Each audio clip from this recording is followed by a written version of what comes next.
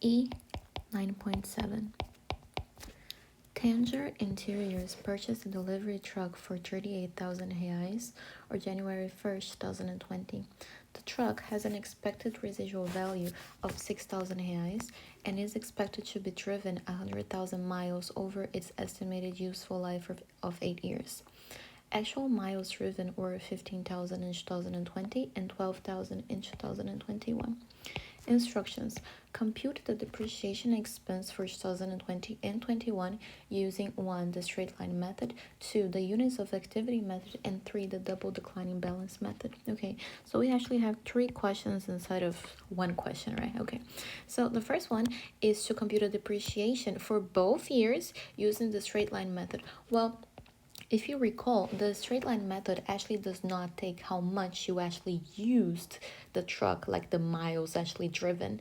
It does not take that into consideration because the formula for the depreciation for the straight line, it is just the cost minus the residual or salvage value divided by the useful life of whatever asset that you acquire, right? Since the formula is like that, it is actually going to be the same for both the year of 2020 and 2021, because even though both of the years have different usage, right? This one was 15,000, this one was 12. The straight line does not consider that. So under the straight line, we would have the original cost, which is 38,000 reais, minus the salvage value, which is 6,000 reais, divided by the useful life, which is 8 years.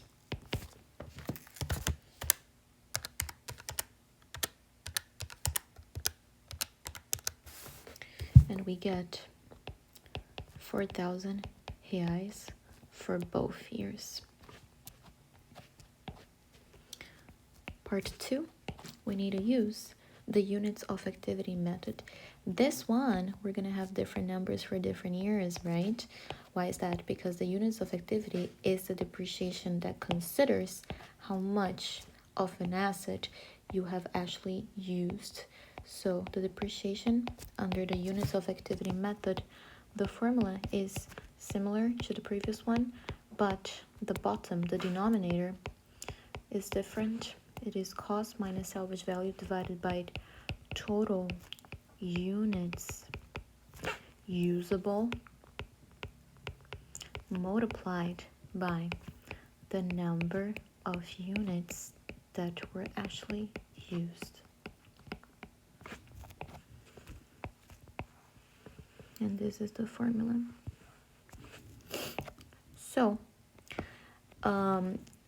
just a reminder here, we're going to calculate this part over here, and this part is not going to change for either one of the years, right? Because the cost is the same, the salvage value is the same, and the total number of miles that could be used is the same. What is going to change is this one over here, right?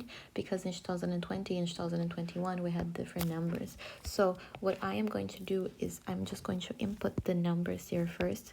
So the cost is 38 minus 6 divided by the total units usable. In this case, it can be driven for 100,000 miles, and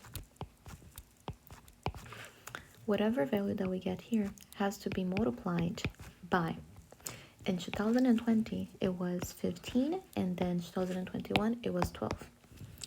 So 12. Okay, this is 2020 and this is 2021.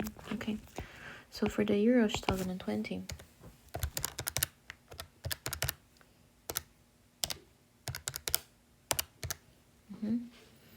we have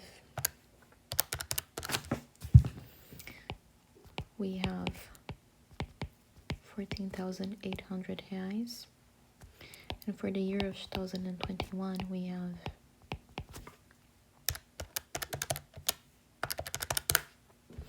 we have 3,840 reais. Next one, it was double declining balance method. Okay, so first, for us to do that, we have to know what was the straight line rate. The formula for that is just 1 over the number of years, in other words, the useful life, right, of whatever asset that you bought. So this is the formula. In our case, I believe that was 8 years. So we're gonna have 1 divided by 8, which means that in this case, our rate was 125. Then the double declining rate, it's just 2 times the straight line rate. So we're just gonna multiply that by the result and get a rate of 0.25, 25%. That is going to be our double declining rate. Okay, and over here, if we take a look, they asked us to calculate the depreciation expense for both years, right, for 2020 and 2021 using the double declining balance method. Every time I deal with double declining balance method, I always like to make a table. You don't have to make one if you think that maybe it's not necessary, because indeed it is more work, but I get lost when I don't make a table when I calculate the double declining balance, so I recommend you to make one. Okay, so here we're gonna have the year, and then we're gonna have the beginning balance, and then we are going to have the rate, which is the double declining rate, which is the 0.25. Then we are going to have the depreciation expense. Make sure that you write the full numbers. I'm not writing it because, as you were able to see, the tablet is very sensitive. So accumulated depreciation, and then you're gonna have the ending balance. Okay, all right. So they just asked us to calculate for the year 2020 and 2021, correct? So we actually don't need all of these extra lines over here.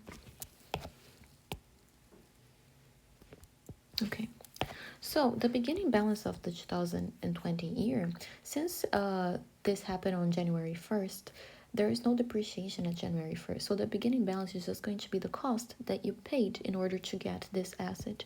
We paid 38,000, and our rate is going to be the same, so I'm just going to go ahead and write it here for both of them.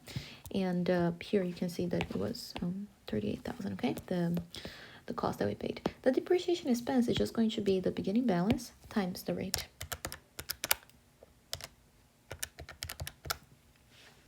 That gives us 9,500. The accumulated depreciation until this point, we just have this, right? So we're just going to repeat.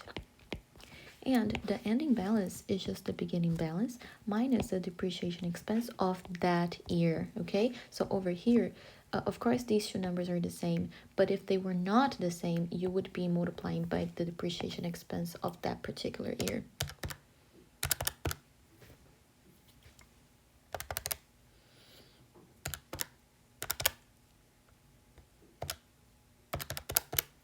Yeah, okay.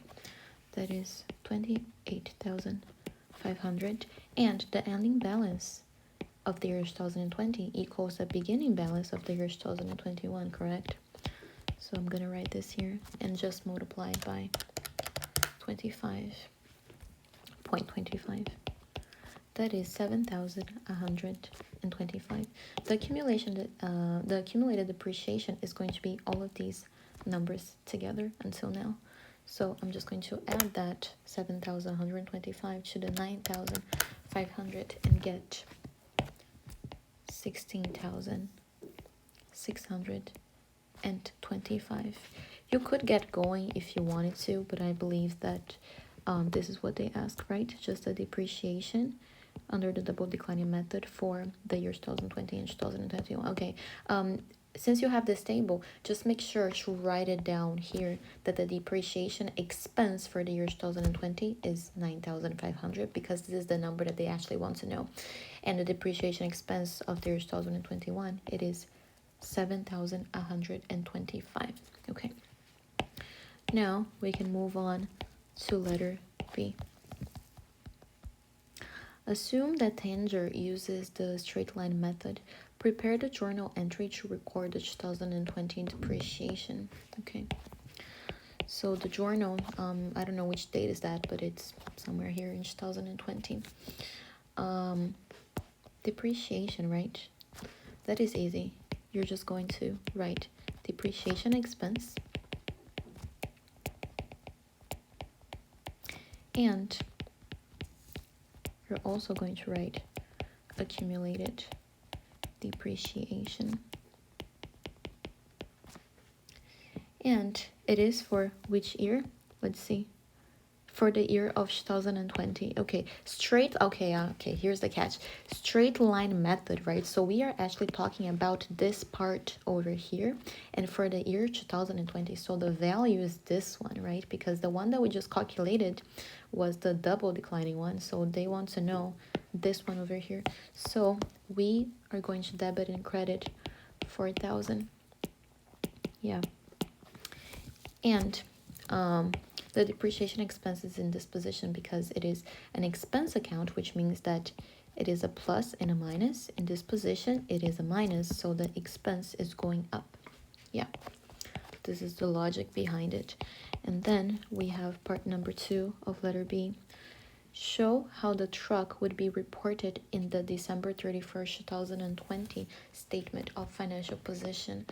Okay, so over here, you're just going to write how this statement of financial position would look like. Every time you make a statement, there's always the number of the company that goes on top, and then what kind of statement you're making. In this case, what kind of report are you making? In this case, we're making the statement of financial position, but it could be a balance sheet, it could be an income statement. So if it was a different kind of report, you would write over here what kind of report that is, and you also have to write the date at the bottom.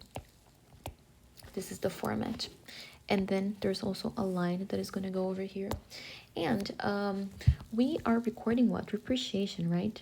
Yeah, so show how the truck would be reported. Yeah, the truck is an asset. More specifically, it is an equipment. So we would report this truck under the assets category.